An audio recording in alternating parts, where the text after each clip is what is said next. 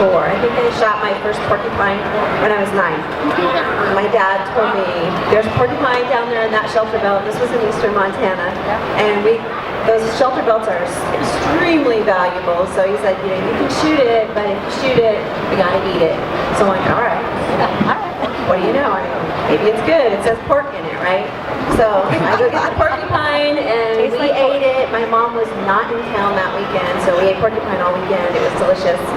But that was like the first of my, I can go out there, take my little 22, my little tiny self, and go shoot something by myself. And I can feed myself. Like, that was really cool to me. And my dad always told me that it doesn't matter. It doesn't matter who you are. You don't have to be a boy. Boy, you can be a girl. You can do what you want. What's important is that you're doing what you love and like, I was the first kid in my family, but I was not my dad's boy. I was my dad's child, and he took me everywhere. So I can remember 4 years old, you know, tromping around in the snow with him on the trap line. It's been a lifestyle for me. My first Montana whitetail on my 13th birthday. I tried on my 12th, and I tried to hit it in the neck like Mom and Dad did, and I knocked it over, I did a backflip, and then it got up and took off. So my 12th birthday wasn't my first kill. My 13th birthday was, and my dad, he was big on first blood, so first blood on the face took me down, and nobody believed that I shot that deer because surely my dad shot it for me, and that was my first experience of being a woman in hunting and going, huh, you know, why couldn't I shoot that deer? Of course I shot that deer. So I went on to shoot a few more, and then grew up and left hunting because, you know, going to town was more fun. We moved to Utah a year and a half ago, and my husband does not hunt, so it's just me. I'm on my own. I moved to Utah, and I'm like, this is so awesome. I can go hunting. I can finally get back to my roots, and it's been the most amazing year. I put in for limited entry bull elk, and I pulled tag. Brand new to Utah, 0 points. Another one we don't like. Jealous again. And it was for Cache Meadowville, which is a hard unit anyway. It's mostly BLM and private. So the BLM land is hunted really hard. It's mostly sagebrush. We saw a ton of antelope. My dad flew out from Michigan to hunt with me, so we went out. We camped. We survived the wind. We mostly road hunted because being new, not knowing anything about Utah, I was a little scared to go into the woods by myself. And my dad, he can't hike, you know, so we hunted in the Razor. I called in a bull moose, which was funny because I was calling for elk. But we didn't see an elk, but we had the best time. I found a landowner that I got a landowner tag for a cow. Begged, borrowed, and stole for 4-wheelers and razors and snowmobiles because we didn't have anything being our first year. I got nothing. I got skunked this year. I had the best hunting year of my life, honestly, just being out there. But I did it mostly alone, and this is super awesome for me because, I mean, I feel like now I have a community and a place to go to find maybe some hunting partners, and I don't care if I'm behind the trigger or not, like I'll go. Being out there, sitting and watching, seeing, and just being part of, for lack of a better term, the great outdoors was like the best thing for me this year. Well, maybe a piece of advice from Brooke would try to go out there next year naked. and not that you didn't have a great time clothed. I am by myself, so we'll bring you I don't know. I'm just throwing that out there. I don't know. So, thank you, Stephanie. Is there anything else? You guys got anything else that you thought about you want to add? We still have a few minutes, so any other stories, any other cool experiences? I know for me, my dad, when I was growing up, I told you I didn't hunt with him, and he traveled all the time, so my very first elk hunt, part of that 0 elk in 5 years, is we were in the Rocky Mountains for 2 weeks, backcountry 4-wheelers. We'd come out every couple days to take a shower, sit in the hot springs and go in the springs, but I had the funnest time with my dad. I was with my dad one-on-one for 2 weeks, and in my childhood, I'd never been one-on-one with my dad for 2 weeks ever. So that's kind of cool that you got to have your father here too. So it is the journey. A lot of people always say, how do you measure success? And we always think it's a 6x6, but it really is the journey. It's the people you're doing it with. I think my dad can still wake me up with, it's daylight in the swamp and the bucks are running. It's daylight in the swamp. And we all are probably a touch high maintenance more than we used to be, because if it's anything like my family says, between the hunting gear and the nails or anything else done, we're still ladies. We never have been, and I haven't heard that. We're not trying to be a man in a man's world.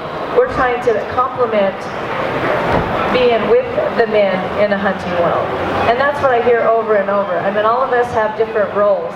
Anywhere from mothers, daughters, to sisters, to co-workers, to guides, to whatever it is. But over and over, we're just trying to join it. And that's why we call shooting through the barriers, is that there's a lot of men that have welcomed us, and then there's still a bunch that wonder why we're not home barefoot in the kitchen and cooking. And honestly, it's a lot of fun with ladies together. They're saying naked. So, some guys like to be with just men. So, there's nothing wrong with one or the other. No. It's, you celebrate each other. But we do want to do a quick commercial. We are doing a calling clinic with Wayne Carlton, April 5th through the 7th. Lisa and I have a rancher down in southern Colorado that has about 300 elk on him. He has about 500 Merriam turkeys, and we actually have our first diaphragm diva call. Do you have yours over there? I have mine. Wayne made us a diaphragm call for a lady's mouth, and we just came out with that at the Western Show about a month ago. And basically, it's his diaphragm call, rip it, but he made it just a little bit smaller for ladies. And we're going to go out on a ranch with a bunch of turkeys and a bunch of elk, and we're going to teach you guys how to call them in. So if you guys want to be a part of that, we have about 4 slots left. It's $200, and it's pretty cool. April 5th to the 7th. We do have Stephanie's wanting to drive there, right? And so you guys can jump in the car with her. It's a 9-hour drive if you're from here. But we have about 4 slots left, and you'll get some one-on-one time on really getting up close with the animals, learning how to call them. So that's cool. You want to do a horseback trip just really quick? With our divas, we have a horseback trip limited for 10 people coming in June. We go into flat top wilderness of Meeker, Colorado with an outfitter. He dumps us off, 12 of us, Donnelle and I are 12, and he says, see ya. It's pretty fun. It's on a lake, and it's in his camp, and it's really not roughing it, because the outfitter's tents are amazing. And if you've never shot a compound bow, we bring a compound bow. If you've never fished, or if you've never caught a fish, we teach you that. If you've never built a fire, we teach you that. So we get anywhere from somebody that's never done it to somebody that's been on Naked and Afraid and built her own fire from sticks. So anyway, that is limited also. We only take 10. Our outfitter only takes 10 or 12, because you can only take 24 heartbeats in the wilderness. And that's with your horse, and that's with your own heart. So anyway, that's in June. We're in booth 780 and 782. You will find HuntNDivas. We're right across from Ford. And you will find, and before we leave this, I want to go back to what Stephanie said. She said even when she moved here, she didn't know where to go, and she kind of road hunted because she was scared because she might get lost. Well, since then, Stephanie has met us, and we have a product called HuntData, and the whole idea of it, and even if it's not our product, just a product, there's so much out there. We hope you buy ours. It's Mapping Company, but we have a product that you can put on your phone, and I trust it so much, I stand behind it with my own pay, 100%. If you get lost in the wilderness or anything out there and you don't get back, and you have our mapping, then I would give you a total 100% money guarantee back. But Stephanie, I know, has bought it now, and I think it's made Donnelle and I a little stupid, because we will follow elk. I'll follow them with clothes or without clothes as far as they go, and because I know I'm going to bone them out and bring them back. And there's times I'm with her and times I'm not. I shot most of my animals alone, but there's nowhere they can go and there's nowhere they can hide that I won't go. And it's not always smart, because I trust my stuff even at dark. I never get home, I never get to camp at night. I always get to camp about 3 hours after dark, hopefully with some blood on me. So. Hey, we have time for one more story. What story? Tell them about when you were in Montana. No, you were in Wyoming and you were coming out and you met the big grizzly bear. That's a cool story. I'm hunting about 3 or 4 years ago in Wyoming on a bow hunt. I'm in Wyoming. A great unit, 63, 64, not that that matters to many people. I didn't realize when I put in for that Wyoming on that coveted tag that it was where they bring the problem grizzly bears. Keyword problem. Who would know that? Who would know to ask that? They relocate I don't have a problem with grizzlies. We have them in Montana. They're friendly. somewhat. They do kill people every year though because they are looking for food. I have my nephew last year, or 2 years ago, got mauled in Montana by a grizzly bow hunt.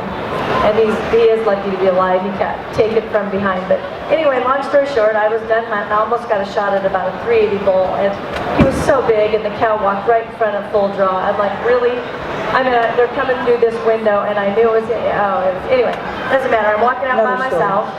I hunted all day by myself. I had my bear spray, asked the day before how to use it to remind myself. That's, God forbid I open the manual and look at it. And what you do is you take the cap off and you spray it. I'll try to make this quick. I'm walking out of that dark 30. It's not dark here yet, but I have my bow in its sling. I'm done hunting. I have my head down. I look up and I'm like, is that a moose? Is that a what? I don't even know why I thought moose are black. I don't know what I was thinking. But I look up and I'm like, that is a bear. That is a grizzly bear. And he's walking into me and I'm walking into him and we're 30 yards apart. And I've been in Alaska on the Arctic Circle for 17 days and I saw 16 grizzlies. That bear was so much bigger than any grizzly I saw in Alaska. The loggers had said there was a big boar in the area. When they said big, I'm thinking, how big can it be? It's not in Alaska, whatever. Well, I know how big he was because he stood up. And what bears do, their smell isn't that great, or their sight isn't that great. So what they try to do is they try to catch your scent. He knew something was there, but he didn't. So he stood up, and I swear, to me, he looked 20 feet tall, but I'm sure he was huge. And it was a boar, I could tell, but he threw his head, and my life flashed before you. My friends in Colorado think I was raised by wolves, but I wasn't. I used to think I was tough until I talked to a survivalist like you guys. I would like to tell you I got big and I yelled and I was tough. I ran like a little schoolgirl. I threw my bow, brand new Matthews Jewel gone, because it was worthless to me. I remembered something about bear spray as I'm sidestepping. And the thing is he got down on all fours and turned back. After I cleaned my shorts, and every movie I've ever seen, grizzly movie I saw, came in my head, and I'm like, I'm never going to see my children graduate. I'm never going to see them. I mean, I was dead. And I'm really within seconds. Long story short, I had 2 miles to go, and the grizzly was between me and my truck. And it got dark, and I forgot to put batteries in my light from the day before, spaced that out, didn't have them in my pack. So I have no phone battery because I had talked to her earlier, my phone died. I have a pencil light, and there is a big grizzly between a canyon